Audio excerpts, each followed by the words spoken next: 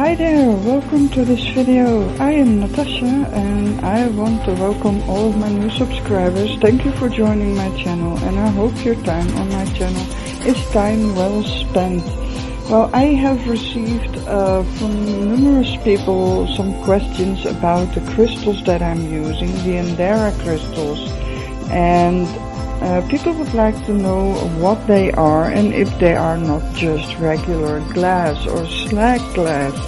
Now I decided to devote an entire little shorter video to the Andaras that I use. I am an avid crystal collector. I have been collecting crystals from the moment that I could walk.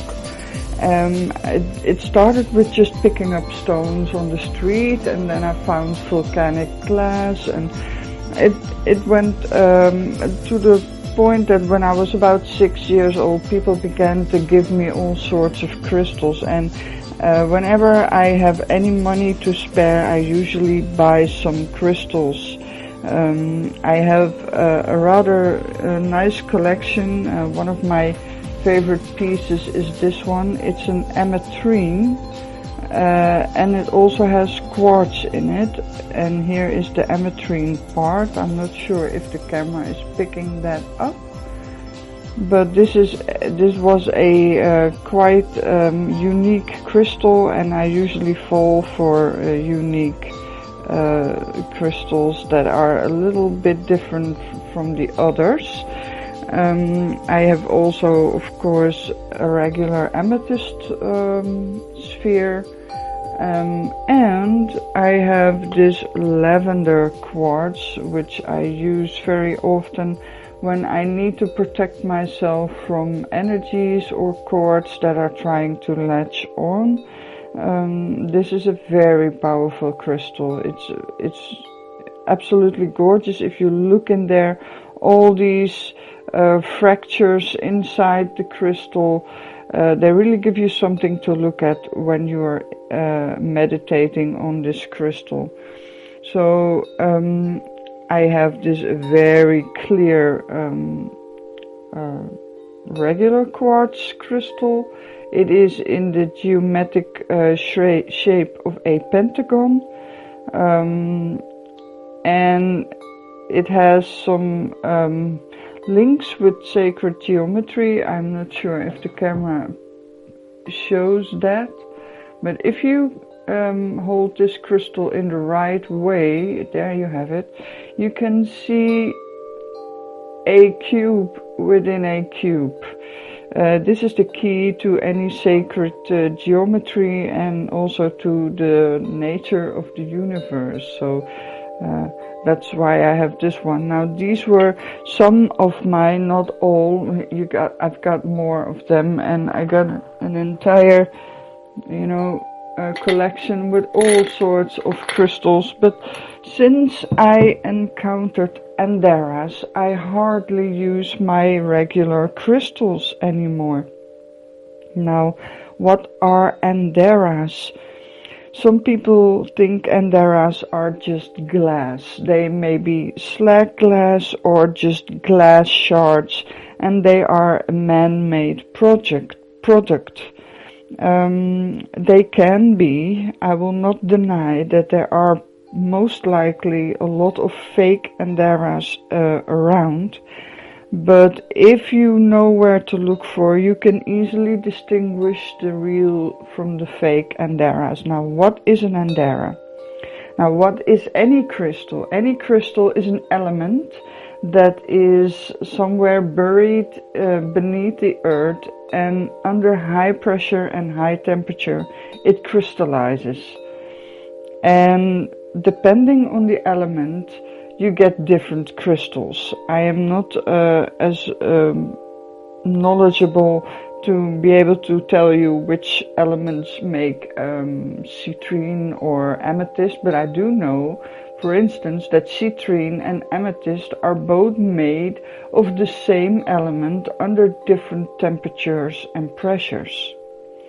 So Andaras are also crystallized elements. The The element that is crystallized in Andaras is silicate. Now silicate, if you melt it, it becomes glass. Silicate is sand. Not really sand, but very pure sand, because if you would melt regular sand, you would not be getting these clear crystals.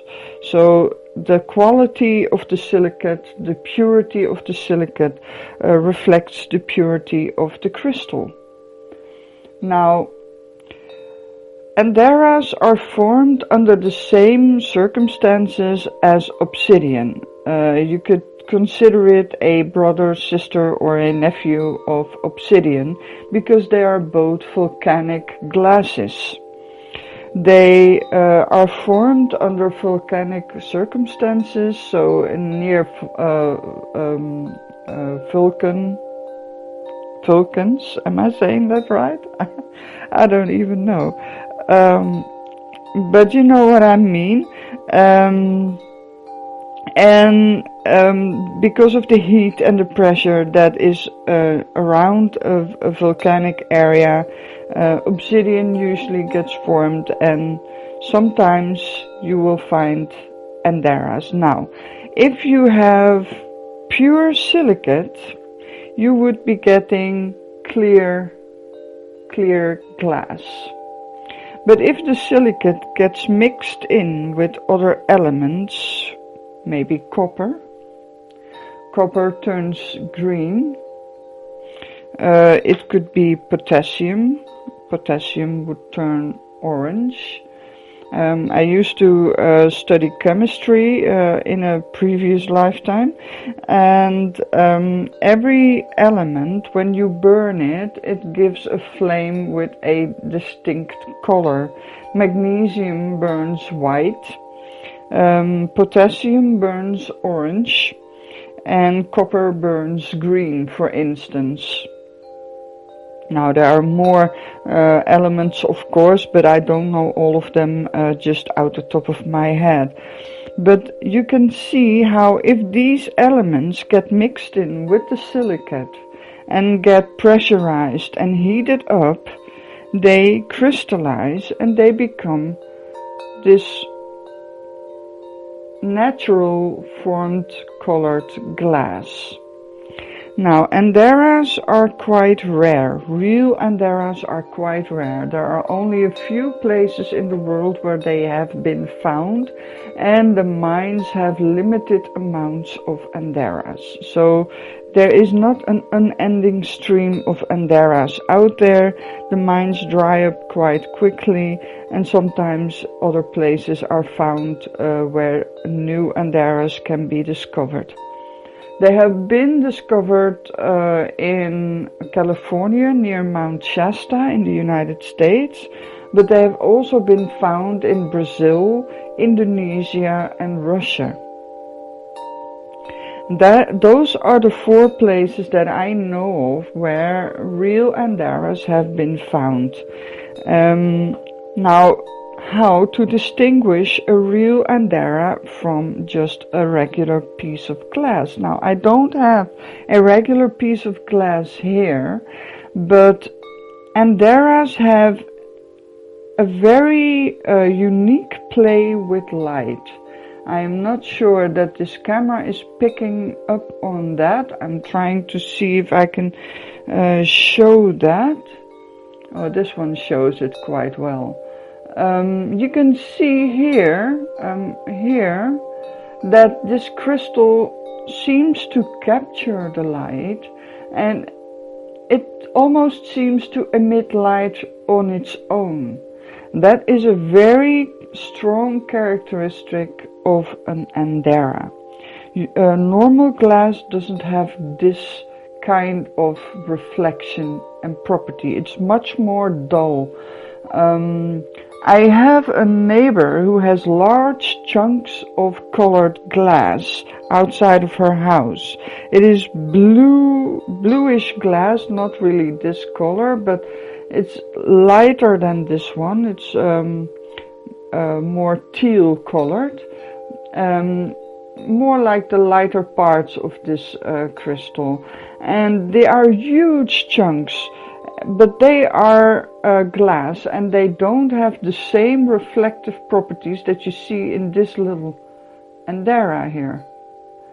This is what makes an Andara an Andara. Under the right circumstances, with the right light, they look as if they emit light of their own. Let's see if I can get it to show. Well, not all pieces show it, but this piece, I'm not sure if you can see it. You can see that the red is swirling in this crystal. I'm not sure if yeah, there it is. You can see the swirl in the crystal. There you can see the uneven distribution of the elements that make for this color. This is also a good example.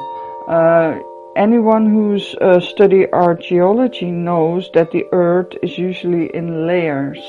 You have several layers of sediment with different properties and qualities, and they contain different elements, of course.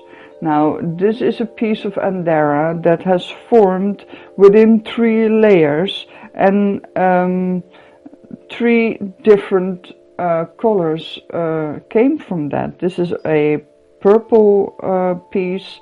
This is more an amber brownish piece. Sometimes it even looks a bit yellowish. And then we have this blue bubbly piece in the middle. These are all different elements mixed in with the silicate and then pressurized. As you can see, there are bubbles in here, and these bubbles sometimes, I believe this one has examples of that, although I'm not sure the camera is going to pick up on them, but they do have bubbles inside of them, and sometimes you can even see a thin layer of copper inside of these bubbles or other minerals or elements. Now, the purer the silicate and the more monoatomic the elements that make for the color, the more pure a crystal will form. You can see these enormous reflective properties of these Andaras. They have a lot of fractures inside of them, alongside of them, and they even, like many other crystals do as well, like this one as well, makes for a lot of rainbows. If you have the light fall into the crystal at the right angle, it will reflect into rainbows in these Andaras. Now, why am I only working with Andaras at this point? Well, Andaras are extremely powerful. They are sometimes by some people considered crystallized light for these reflective properties. They also seem to be more of a conscious being than any other crystal. Now, I believe that there is nothing in the universe that has no conscience, and a consciousness, I should say. Everything, consciousness is the fabric of the universe. Everything is created from it. So there really literally exists nothing without consciousness. But there are qualities in consciousness, of course. The consciousness of a regular rock is very different from that of a plant or an animal or a human being. Now, these Andara crystals, their consciousness are very close to that of a human being and probably even higher than that. Why do I say that? Because they just seem to be glass or a rock. Well, I have never had any other crystal in my life ever speak to me, except for Andaras. And I am not the only one who've experienced this. A lot of very sensitive people can pick up on telepathic messages that seem to be sent from these Andaras. They really seem to be talking to you, putting thoughts in your mind. They are interacting with our consciousness.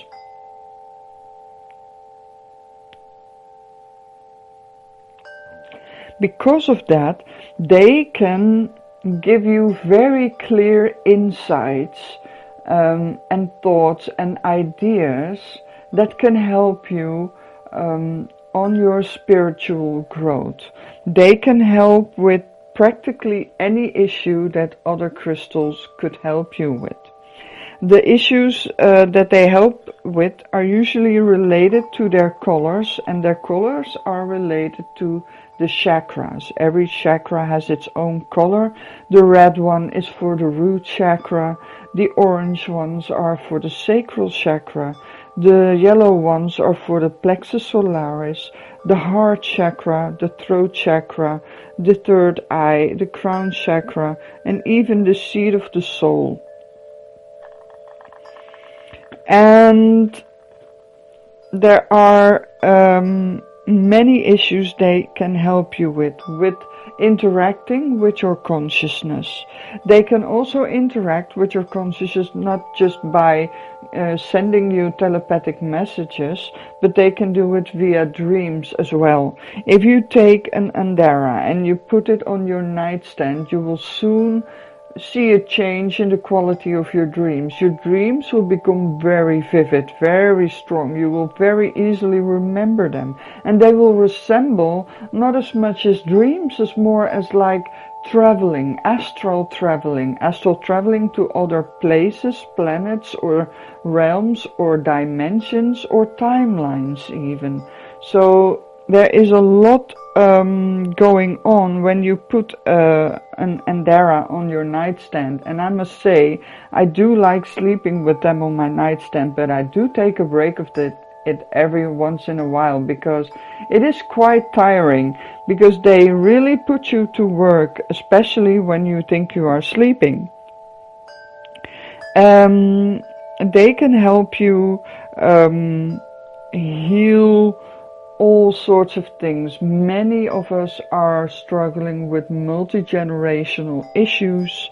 I don't have it here with me today, but the Amber Andaras are extremely good in multi-generational issues.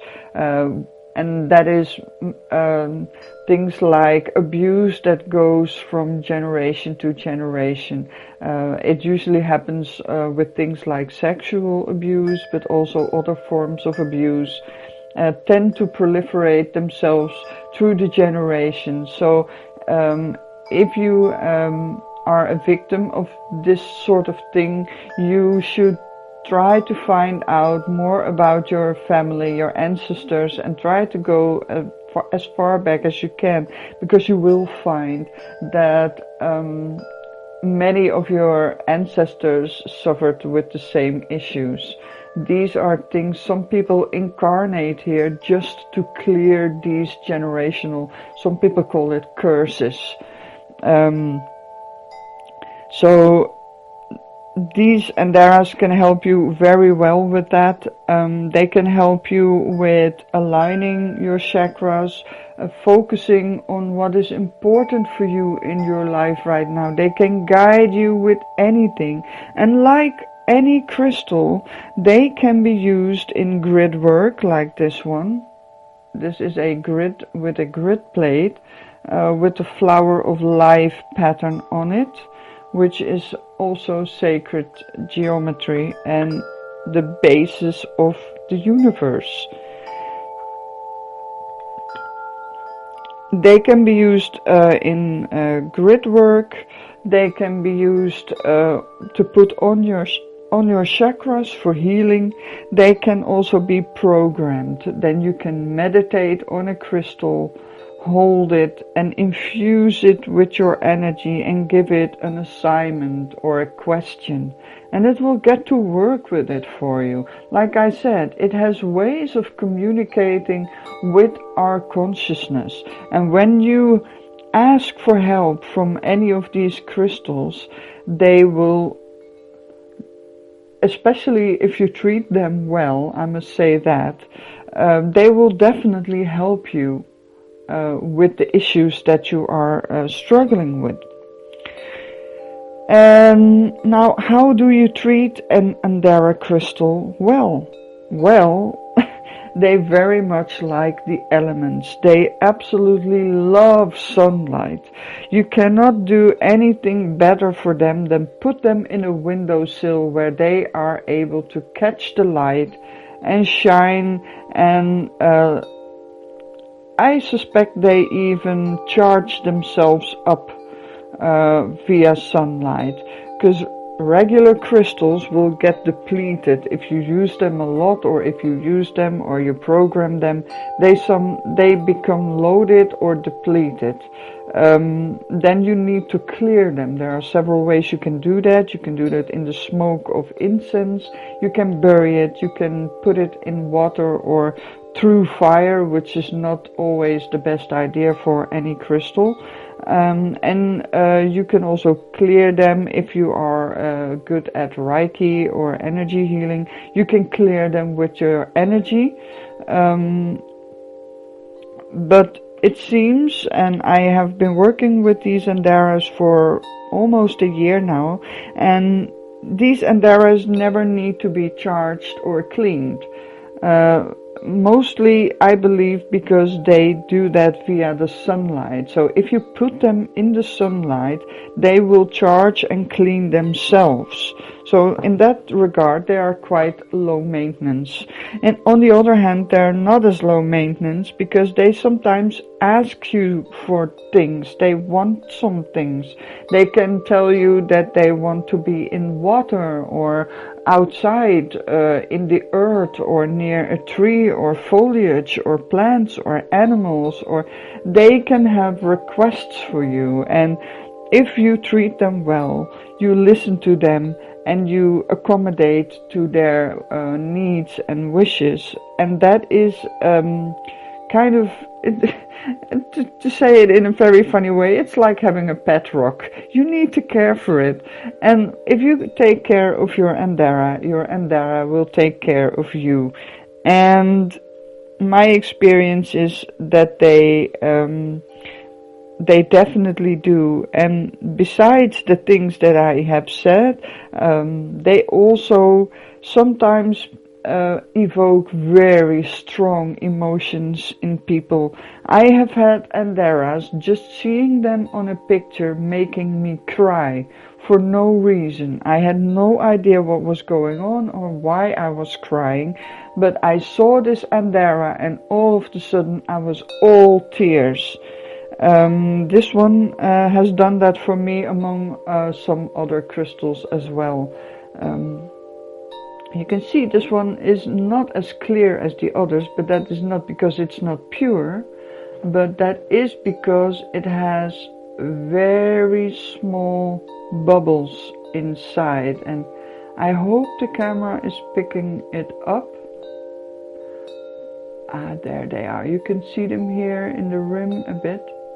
So, and you can also see how it picks up on the light and it kind of plays with it inside itself.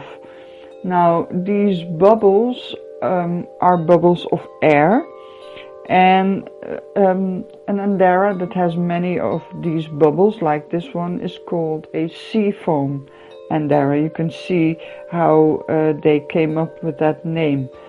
They can have any color, by the way. They don't have to be green or bluish like the sea. They can have any color.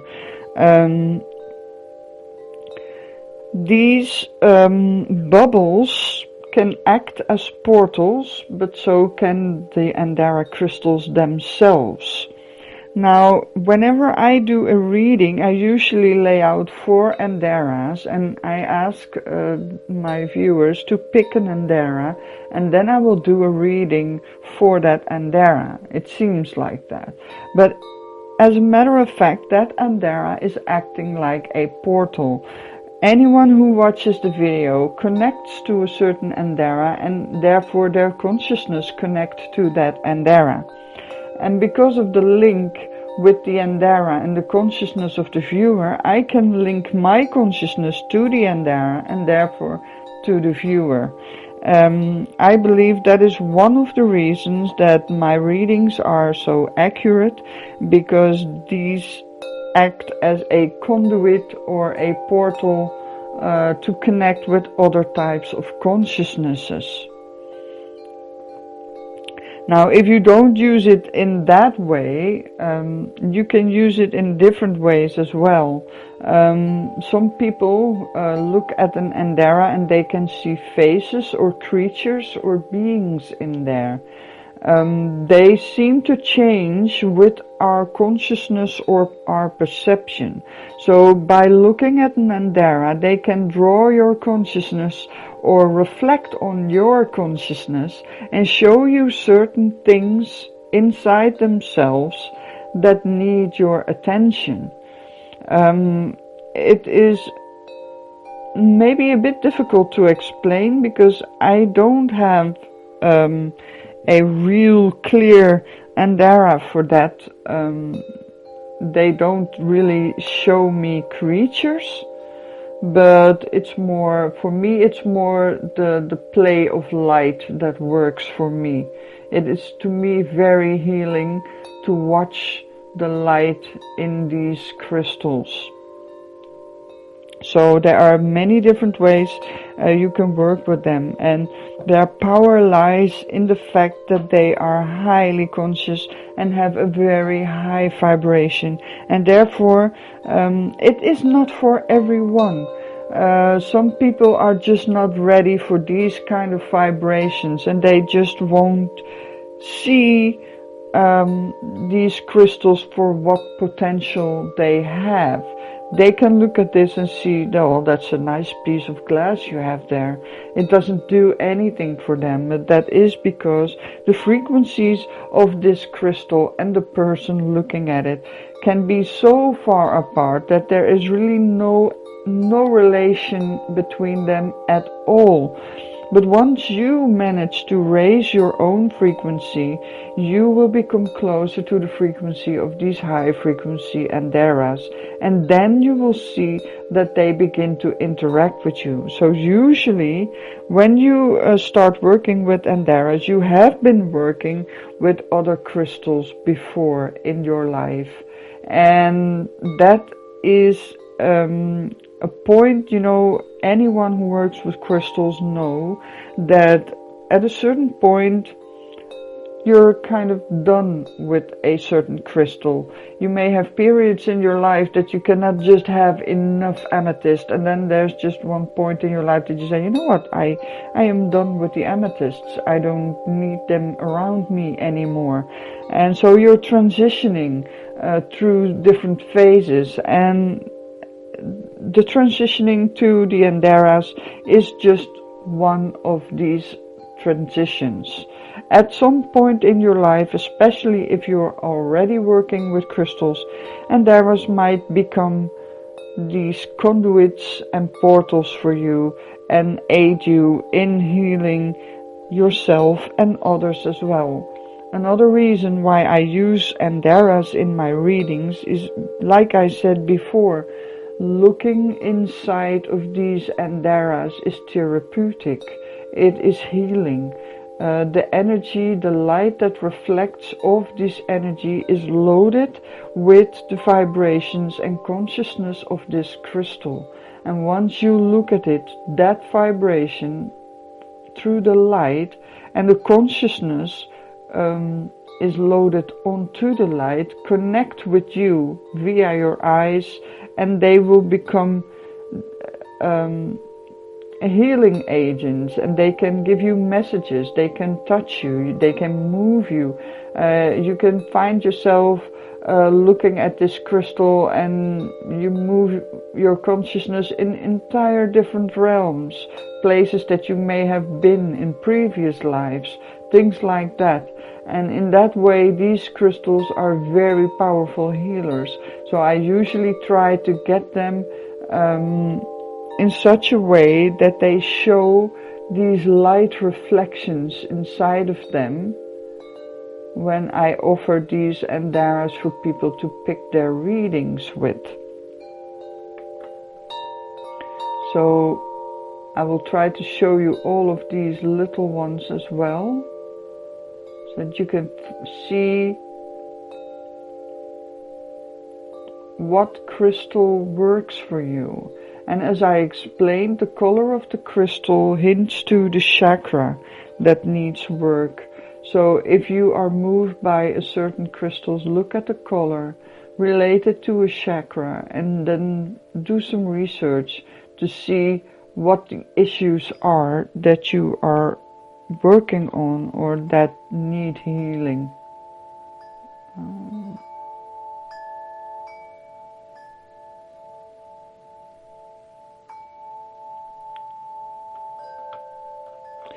Now, all of my Andaras, I got them from elementalascension.com.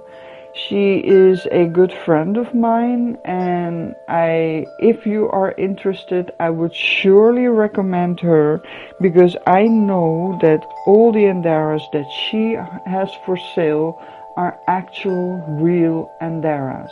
She doesn't sell any fakes, and she is very good at connecting people with the correct Andaras. She calls the people who feel drawn to Andaras the guardians of Andaras, and it feels like a special task or a job or a responsibility as well. And she makes sure that, and she has an excellent feeling for that. She is intuitively very strong and very good at connecting people with the correct Andaras that they need. And size does not matter. You can spend as much as you like on Andaras, but these smaller ones, they go for $30 or $40, and these bigger ones, well, they can range from a couple of hundred into the thousands, depending on their rarity and their quality as well. So it is all what your budget allows for. Smaller Andaras can be just as powerful as larger ones, and they have the advantage that it's much easier to put a smaller Andara in your pocket or in your purse to take with you than it is to do that with a large Andara.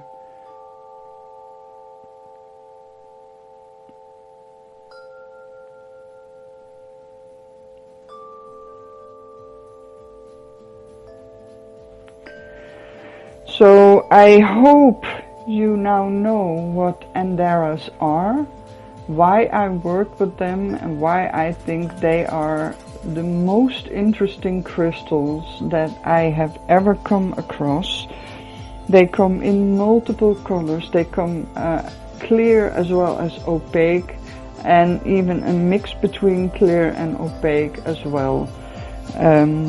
So now I hope this answers all your questions about Andaras, and if you are interested, please check out elementalascension.com, and you can also ask me any questions. If I know them, I certainly will answer them. You can ask your questions in the comments. And if I know the answer, I will definitely answer it. Now, before we end, I would like you to ask you please to interact with my videos, subscribe, like the video, comment and share, and click the bell icon if you want to get notified whenever I upload a new video. You can also follow me on Facebook and Instagram via Pegasus Tarot Club, And you can use PayPal if you feel that my videos are helpful to you and you want to do a donation or a energy exchange. I did decide to quit my Patreon, so that is non-existent at this point. But you can also contact me via email, which is also in the description box below, if you want a personal tarot reading. I did not do a reading in this video, but I will do one in the next video for you. So I hope you enjoyed this video and I wish you an amazing day. Be blessed. Bye.